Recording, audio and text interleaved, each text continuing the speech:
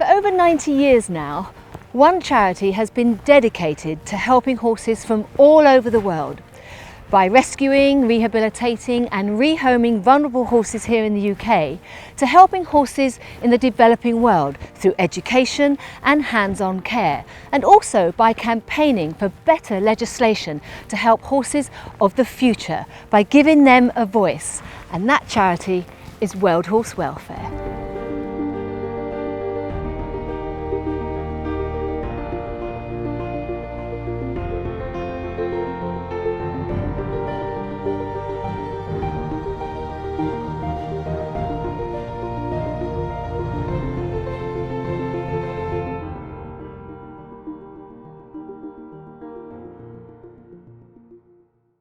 World Horse Welfare works in the UK to rescue, rehabilitate and rehome horses that have been abused and neglected.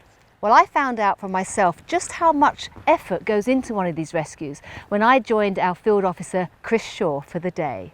So Chris, explain how this situation ended up in the hands of the World Horse Welfare. How this job came around is a few weeks before I got involved, the police were out here because unfortunately the fences in this setup weren't quite strong enough to keep the horses in, and they did get out on the road. Therefore the police had to come and put the horses back into the field, and shortly after that we got a call from a lady who, basically the owner of the horses, had put an advert online asking for help to rehome them. She'd come out to meet the lady. While she was here, the lady unfortunately saw a few things that concerned her, so therefore she called our charity to kind of tell us about these concerns, and I'm really glad she did, to be honest. Yeah. And sometimes it's not a case of cruelty. It's a case of not having the knowledge of what you do with 5 animals that are breeding. It's just not having that amount of knowledge. That's it. I mean, unfortunately, in this case, there are problems here, but the owner really doesn't know what she's doing. She's been left in this situation with these horses, and she's it's all got out of hand. She originally had 3 a couple of years ago. We've now got 5, potentially 6, because one of the mares is pregnant again. So this problem, if left untouched, we could come back here in a few years, and there could be 20 horses on this field. And it's too many together. And indiscriminated breeding, this is something that we're seeing time and time again. And unfortunately, with the horse crisis, there's so many horses out there. People just don't want all these poor horses that are being born every year. So what they've done now is, actually that went a lot more smoothly than we probably first imagined, but the idea now is to bring a lot of more of these panels in, because unbelievably when the horses like this, if they do panic, they can actually almost try and get themselves over these huge fences, but now they've managed to corral them into the far end, right close to the horse box. They're going to let them settle just to calm them a little bit, so there's no panic once they start moving up onto the ramp. What they've managed to do already is quite quickly they've managed to get one of the mares on, and the colt, and that was the one that Chris was a little bit worried about because he was the real feisty one. But he's followed the mare on, and what we've got here is the little filly. The stallion right here, you can see here, and then just in front of that is the other mare, she is actually in foal as well. So we're hoping that the little filly in particular will follow the second mare on. But we've got the vet here now who's making sure that everything is okay, and they're all okay. Go on then, vet. There you go. When they finally get on the lorry, they will go to Hall Farm in Norfolk, and some of the staff around here, you see, have come down from Norfolk, and these would be the staff that will be handling these horses once they get to the centre. And of course they will go into quarantine, they will be assessed. The vet's on hand obviously to make sure there's no problems, and looking at these horses, there's no injuries or no problems, they've just not been handled. Well, that's all 5, as you can see, safely on board. And in actual fact, what we were facing when we first came to the site this morning, we were imagining this would have been pretty much a full day of trying to get these horses and youngsters onto this lorry, but it went really smoothly. So we're delighted, the team's delighted, and they will be safely on their way to Norfolk. When horses are rescued by World Horse Welfare, They come into one of our 4 rescue and rehoming centres in Blackpool, Aberdeenshire, Somerset and here in Norfolk.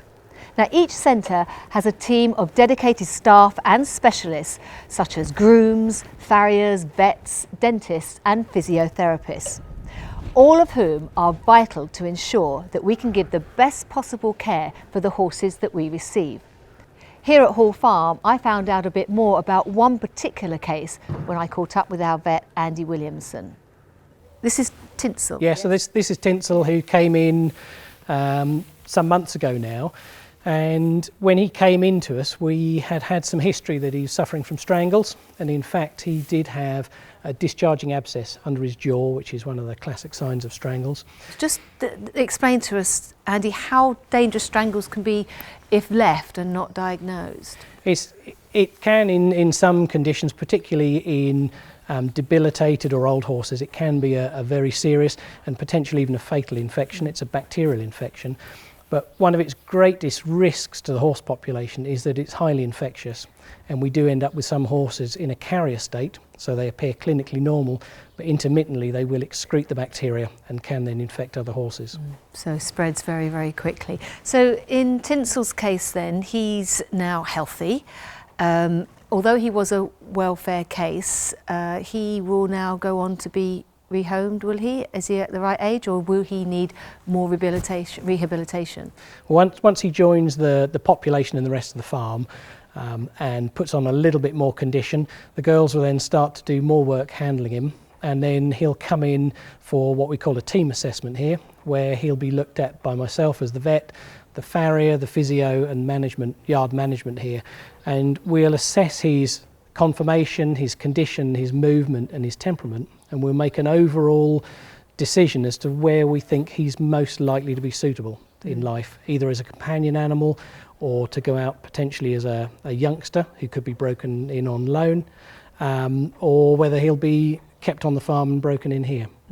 How difficult is it for you to see these sort of cases where, do you get a point of despair when they're constantly coming in? How do you deal with that emotionally yourself? I think, like most vets, we tend to have a certain professional detachment, which you need to have, but there are some cases which, even after looking after horses here for 25 years, you still can't quite believe that people are capable of such cruelty, either deliberately or inadvertently. Yeah. Of course, that's one of the other areas, I suppose, which is brilliant that World Horse Welfare are good at dealing with, and that is, it isn't always someone's cruelty, it's just down to sort of educating people, isn't it? It's just the lack of knowledge that sometimes has horses ending up here. Absolutely, and I think over the years we've seen a shift in the type of welfare cases that we deal with, and we perhaps now see fewer of the individual emaciated horses over winter, maybe because there are fewer of them about, or maybe because people are a little bit better informed about feeding horses. And we perhaps see now more of the cases where there is indiscriminate breeding and almost hoarding of animals. And luckily, some of those people now will approach the welfare organisations for help at an early enough stage that we can avoid some of the worst cases. Yeah.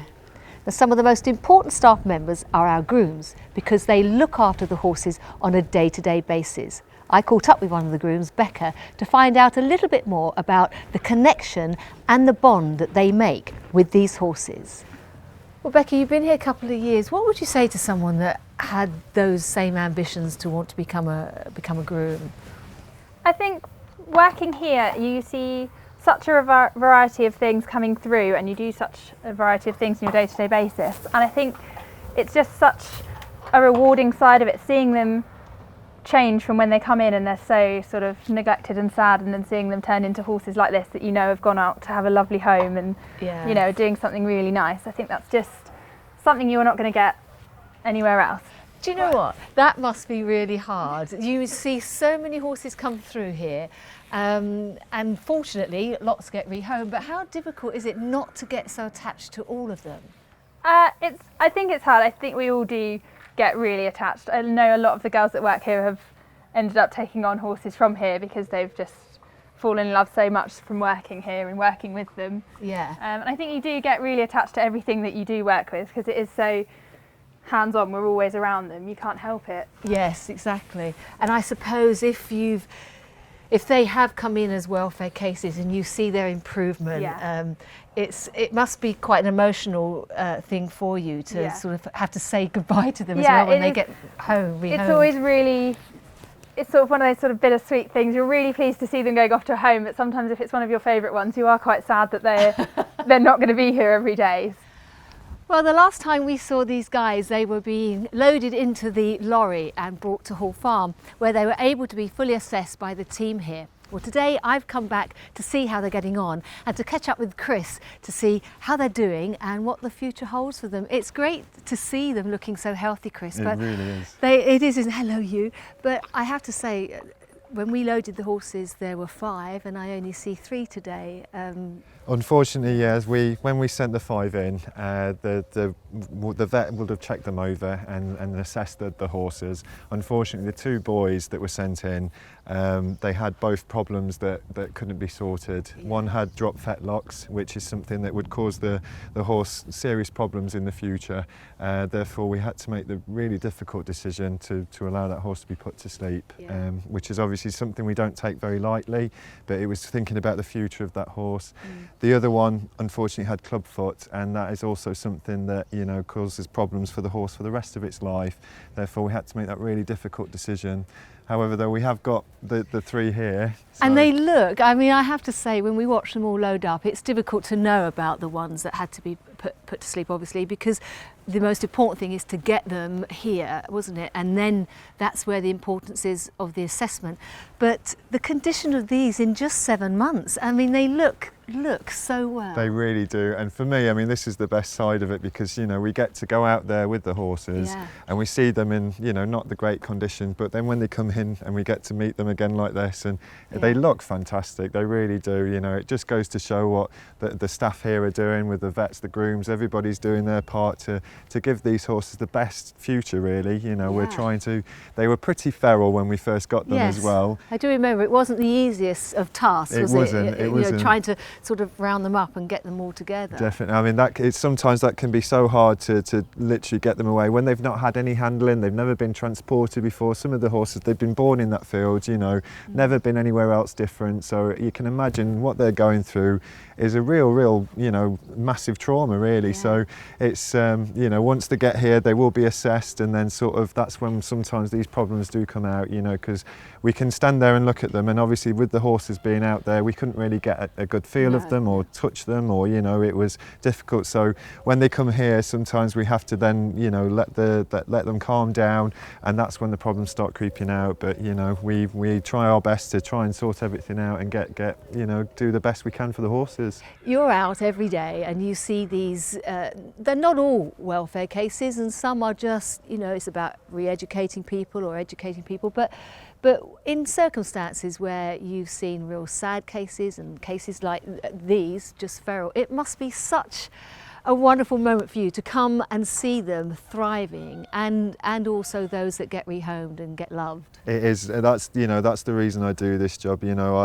I hate to see any animal being abused or mistreated. So when we are able to help them, get them into our farms, and then when they're able then to be rehomed and go on to have the life they deserve, that's what it's all about for me. Because if I had my way, every animal would have its right home and be looked after the way it should be. And then in the perfect world, there shouldn't be a real need for people like the welfare officers.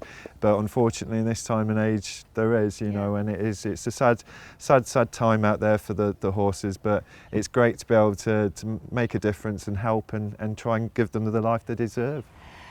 As well as working with abused and neglected horses here in the UK, World Horse Welfare also works internationally by helping horses in the developing world. Just recently, I was very fortunate to travel to Central America to find out just how well our projects do over there. World Horse Welfare currently run multiple community-based projects in some of the world's poorest countries across Africa, Latin America and Asia. Many of these communities are rural and they are completely dependent on their horses as a way of either making or sustaining a living.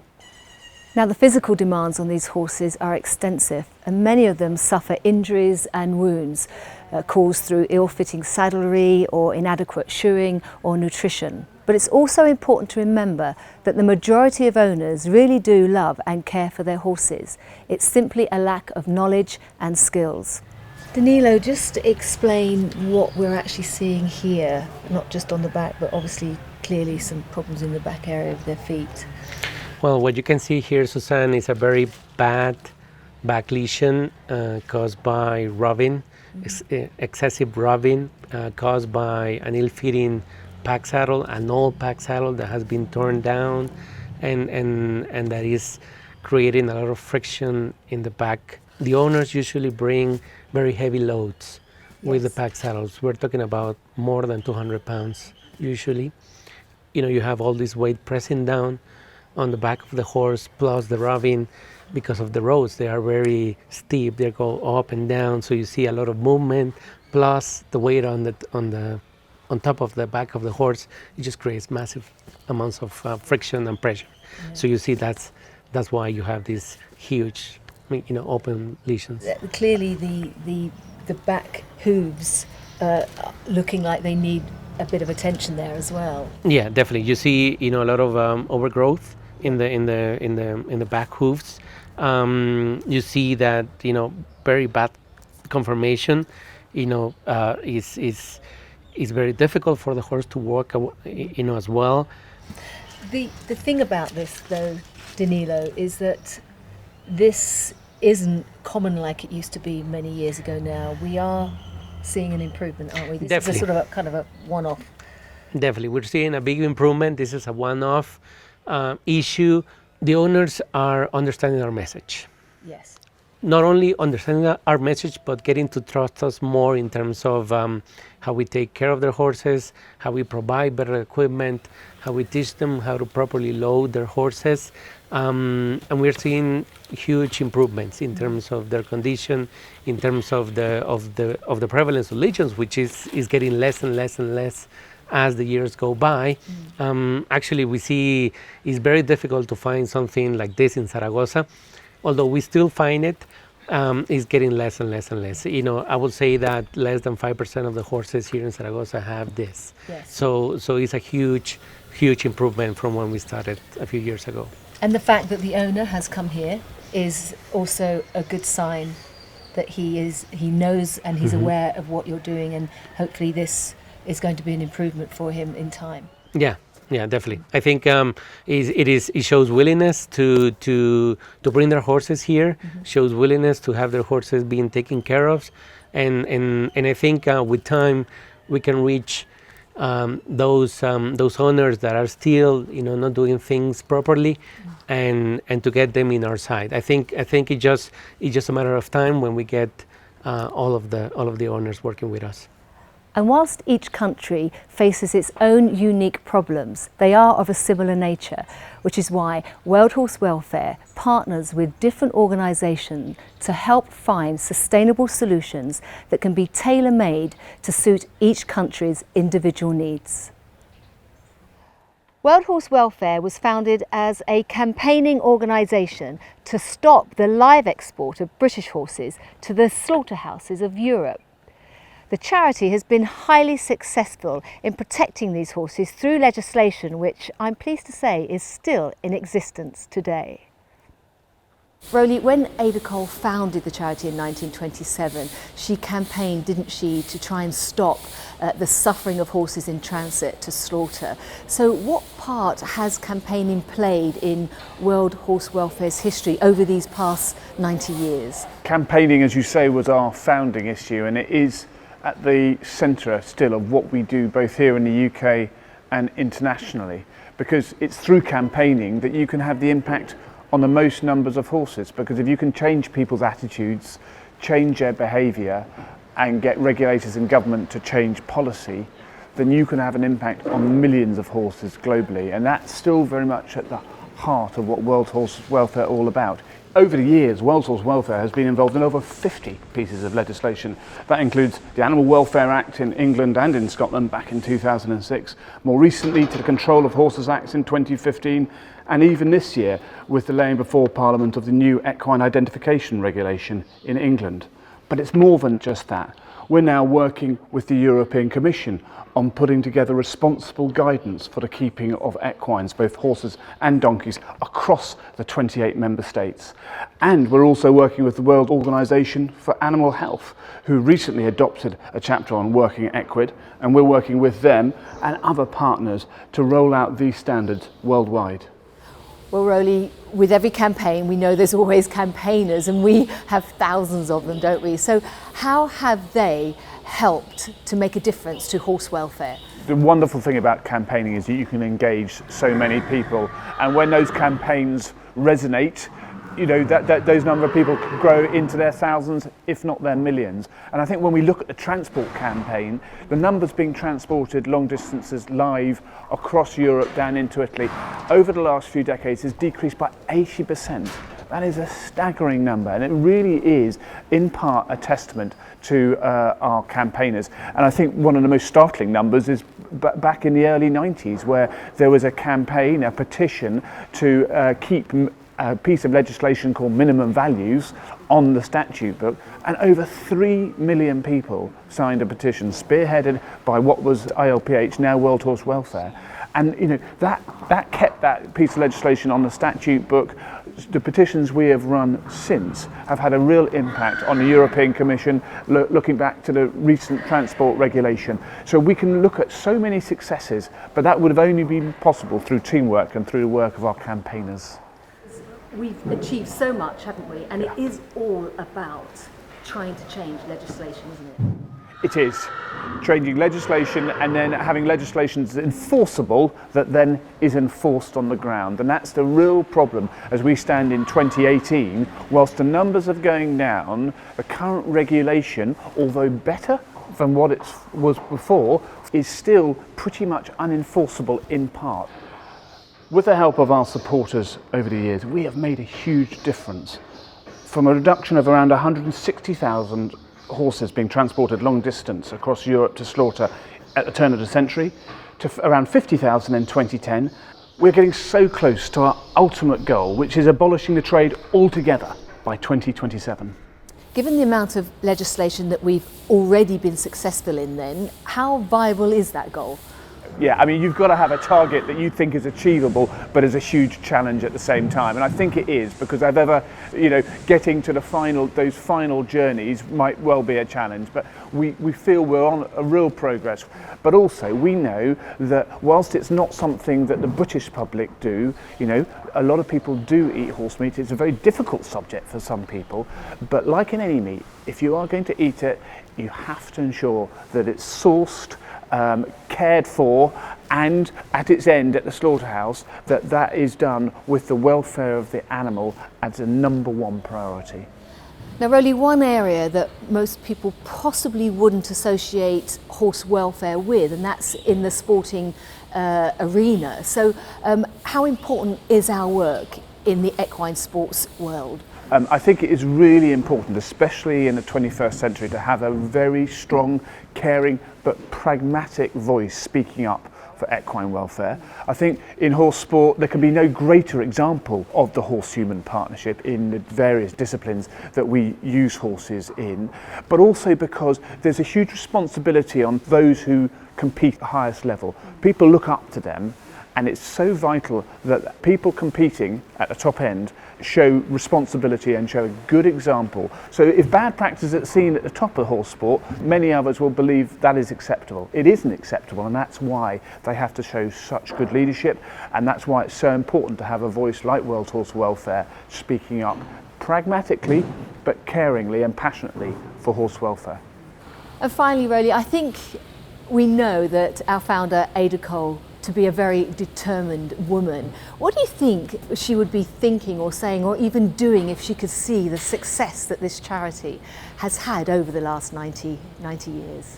I would like to think she would have a smile on her face. I truly do, and it's something that keeps me awake at night, you know, because what she established over 90 years ago is a huge testament to a very driven, dynamic and caring lady, and that's what we're here to do, to maintain that legacy. And the values of World Horse Welfare to be pragmatic, caring and forward thinking, and that's very much, we believe, the values of Ada Cole. And when we make any big decisions, and sometimes the small decisions, say, what would our founder have done? And if we feel that she would have smiled and agreed with that decision, then that gives us extra confidence to do what we believe is the right thing for equine welfare.